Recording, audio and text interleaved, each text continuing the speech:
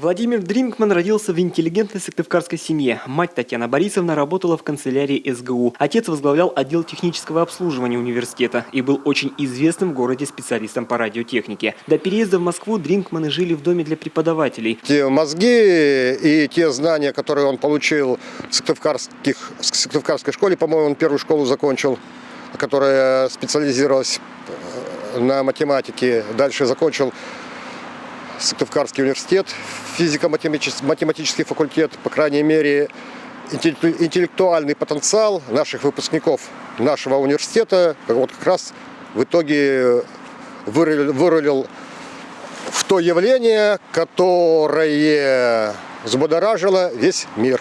Дринкмана и еще нескольких россиян подозревают в краже 160 миллионов номеров кредитных карт и взломе компьютерных систем 17 компаний. По версии следствия, злоумышленники сняли деньги в банкоматах по всему миру с 800 тысяч банковских счетов. Только американскому бизнесу они нанесли ущерб в 300 миллионов долларов. В те годы, это вот какой-нибудь конец 90-х, значит, я думаю, что это был один из лучших программистов республики, это точно.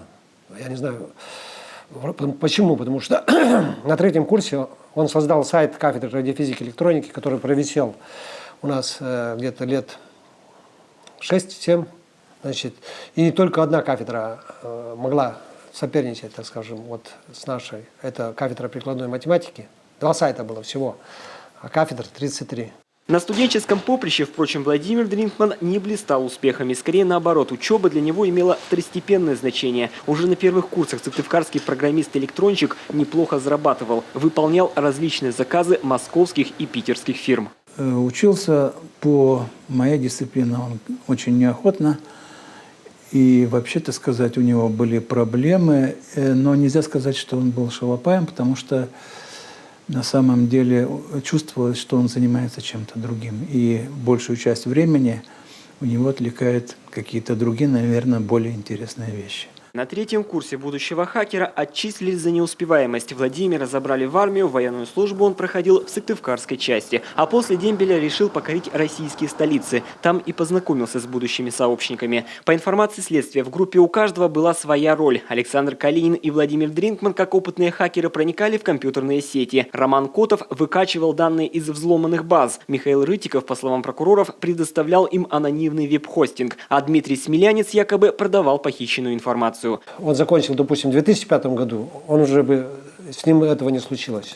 Сейчас очень много фирм, которые предлагают хорошие предложения, хорошие идеи, что реализовать. То есть сейчас, вот особенно в прошлом году, сейчас кризис, конечно, но вот сейчас есть куда пойти, и государство может что-то предложить.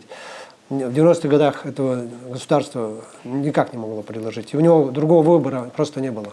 Дринкман и компания водили за нос сильнейшие финансовые организации мира на протяжении 7 лет. И все это время они были неуловимы. Под колпаком находился только Смелянец по прозвищу Смелый. Он красовался в соцсетях, Инстаграме и других публичных ресурсах. Именно его очередное селфи в Амстердаме и подставило сыктывкарского хакера, который, по нашей информации, привез на лечение в Нидерланды свою тяжело больную мать. Евгений Ракин, Вячеслав Беспалов, телеканал Юрган.